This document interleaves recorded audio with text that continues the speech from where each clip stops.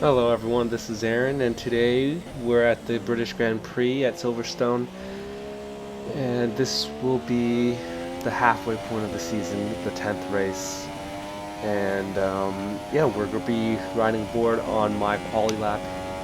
This would be run number 2, as you can see, with a minute and a half left. And at this point, I was scared. I was like, this guy better not get in my way.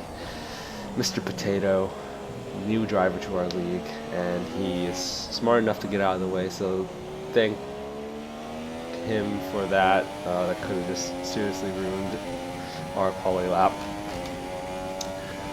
So yeah, we're feeling pretty good. We're green by 7/10 just in the first sector, and the first one actually got me provisionally third when I crossed the line.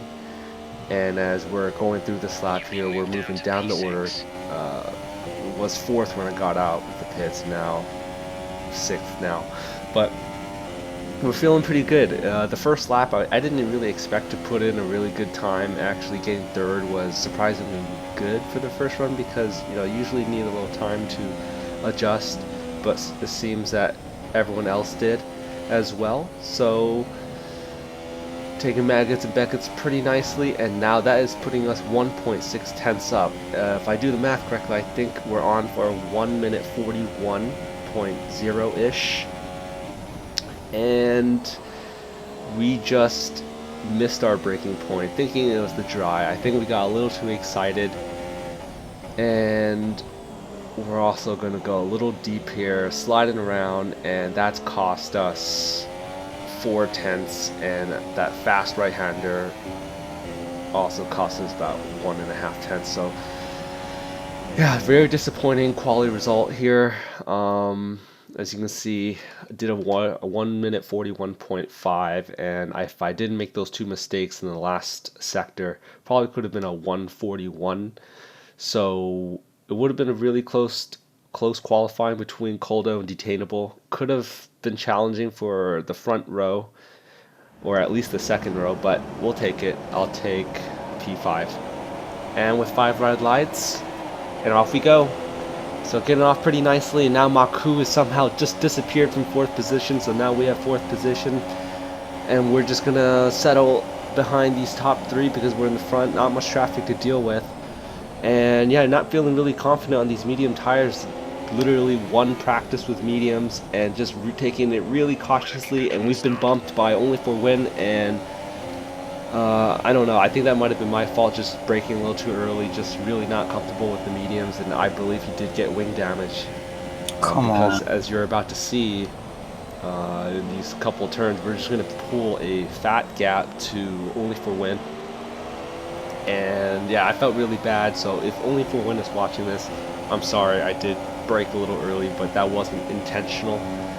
Um, I hate ruining other people's races.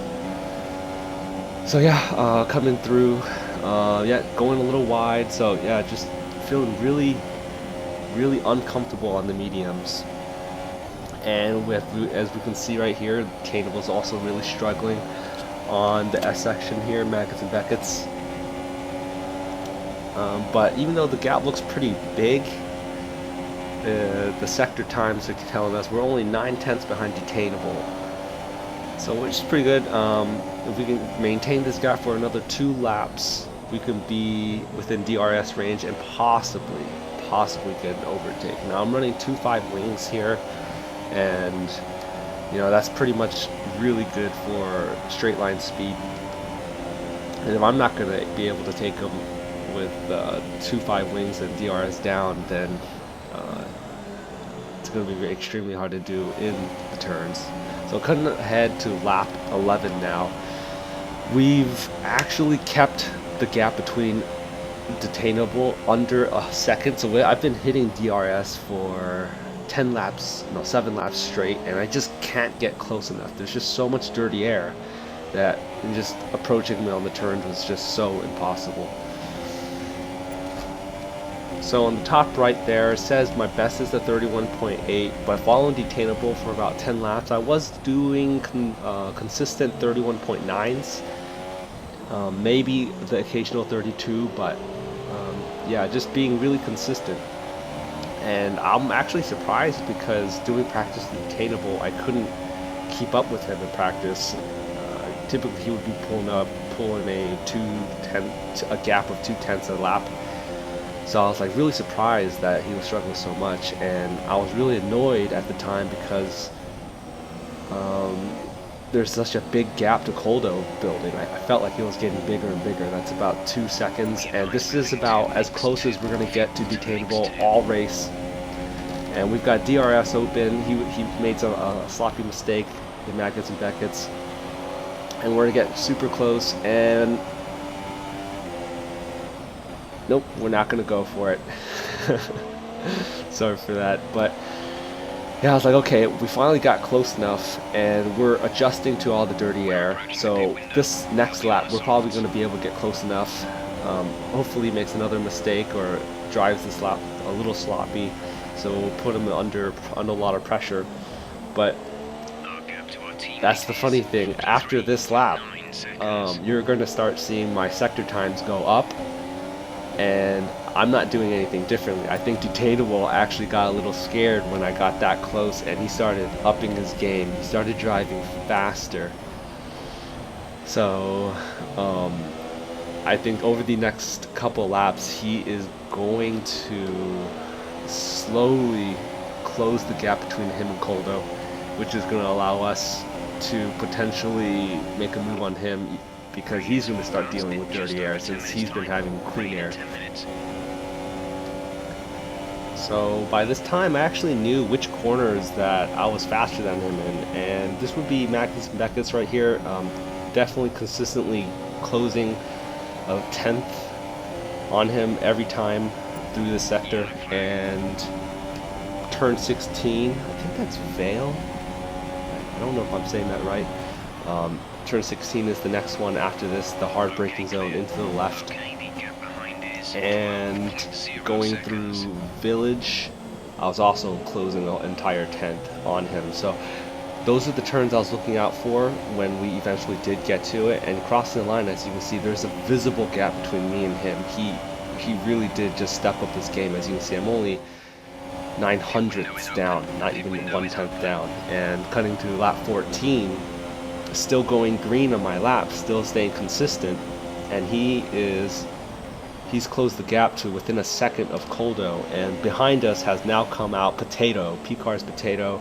He is on the super soft tire, and I have no idea what happened in this race, but obviously not anything good. And unfortunate for him. So I was like, okay, that might be a problem if he decides to start overtaking us, because I mean, he's on the softer tire. What am I supposed to do? And so cutting ahead to lap 15 now, going through Maggots and Beckett's. Right behind us is Potato. We got the proximity arrow. He's right on our gearbox pretty much, and we're just gonna throw DRS, and we're not even gonna try to defend because I'm not racing him for position, and he decides to go for the move, and I have no choice but to yield the position to him, or track space to him. And at this point I'm like, okay, he better have some pace to catch Detainable and throw him off this game, because if he could pass going three and a half tenths slower that lap, just because yielding that position to him. But yeah, if Potato could pass Detainable and cause some type of disruption in his race, then maybe I can capitalize on that. But no, just the next lap, P-Car's Potato hits the grass or dirt out of Maggots and Beckett's. I believe that's Chapel. And he's gonna kindly let us through again, which I don't think was entirely necessary, because he was so far ahead that he could have just accelerated and just, but no, he tries to lunge up on the inside, and I'm like, okay dude, why are you doing that? Like, you're slowing me down, you're slowing yourself down, you're just ruining my race, and I'm 1.1 seconds down for this lap. So it's just, the gap is getting bigger and bigger between me and Detainable. And once again, the next lap, he tries to go on the inside. I was just so annoyed.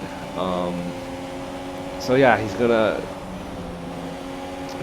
try to overtake us on the straight again, and we're just gonna let him through. I'm like, you're just really being annoying at this point. And think we're about to pass. No. No, I think that is the 3-second gap between me and Detainable, and you know let's just find out together. We're about to find out. 2.9 seconds gap, and I worked so hard to just get so close, and I started finding the rhythm in that dirty air around lap 12, and I felt like at that point I could probably start making some moves and feel comfortable, and Potato just comes into the fray and just ruins all chances of that. So yeah, cutting ahead to lap 21, rain is starting to fall.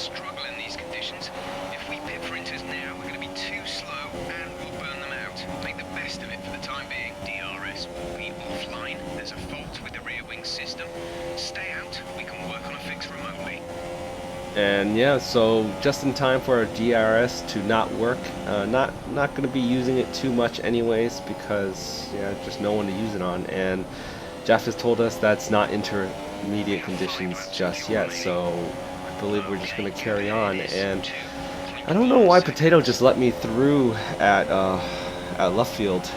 He just kind of slowed down and just let me through. I'm like, okay, sure, fine. Let me through when I'm already 3 seconds down. Better than nothing, right? And then we're about to lap only for win, and he super kindly gets out of the way. That's just really nice, and he's actually going to be coming up on pressure from Potato, so I was like, okay, thank you for that. And yeah, we're just going to carry on. Going a little wide here. I don't think I gained too much time off that turn. The It was pretty bad.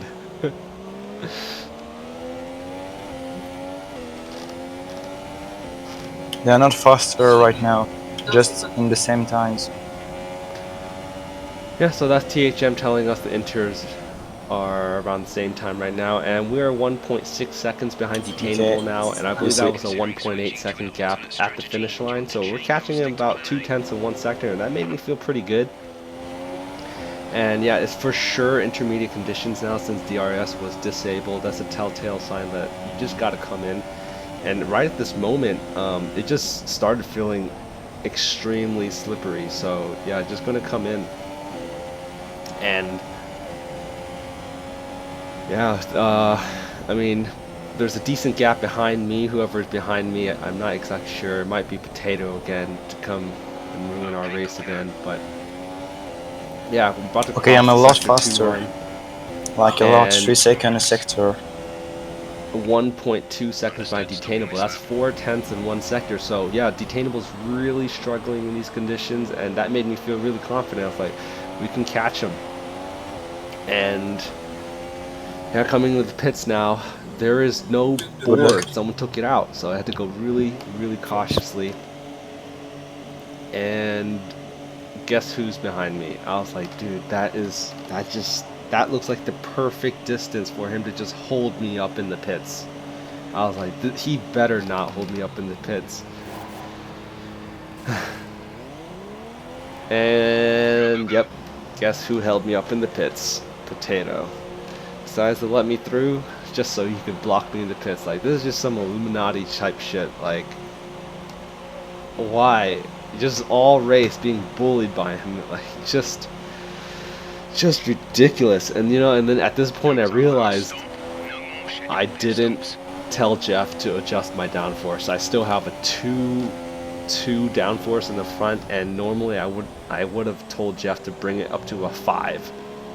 That's just how annoyed I was. It just had it wasn't in the game, and at this point, being held up by Potato was literally the last straw. Like that was just unbelievable to me. Like being held up by Potato all those laps, and then I was like, I could live with that. But then when he blocked me in the pits, like I just lost my mind, and I lost all focus. So yeah, actually, going back to Detainable, and the reason why he was actually struggling is because I think Only for Win came and swiped him in Maggots and Beckett's, and that caused him to have half his wing go yellow. So that's why, and I don't think he repaired his wing damage. So right now he's driving with wing damage. And yet, cutting to lap 26, last lap, we've got Smeege behind us. And I was just, this made me even more angry. I was like, this I shouldn't be in this position.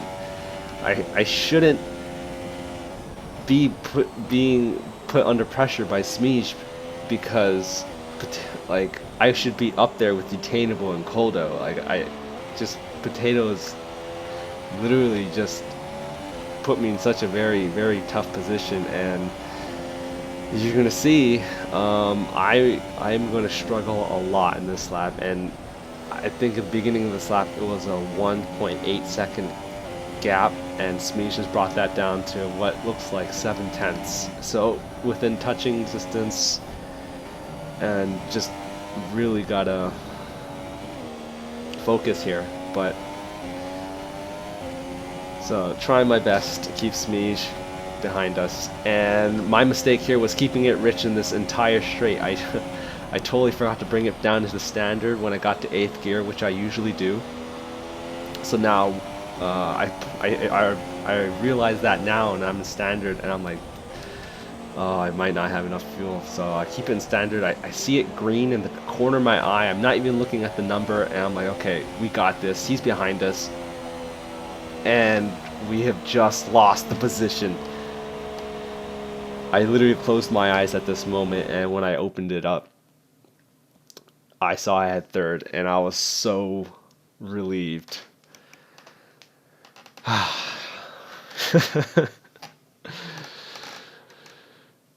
Yeah, so here are the podium winners. We have Koldo for his first win of the season. Congratulations to him.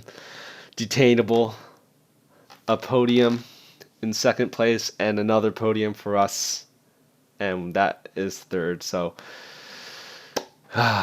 yes, that was it felt good to come in 3rd, even though I knew I probably could be challenged for 2nd. 3rd felt good, and I'm not going to complain. So jumping on to the race results here, we've seen that Detainable had a 3-second penalty. So yeah, 2nd position probably would have been possible if we managed to stay within a 3-second gap. But oh well, that's fine. Third's fine with me. And so we've got a 2-week break now before Hungary happens. And Hungary is a personal track, a personal favorite of mine. I really do like the smaller tracks, and it's just really satisfying to drive around. And I'm pretty consistent there. I'm not blazing fast, but looking to have a really good result there, and some really nice battles. Very hard overtaking track, but it's gonna provide for some interesting battles into turn 1, and a lot of pressure, and just exciting stuff. So I hope you guys enjoyed this race, and have a good one. Thanks.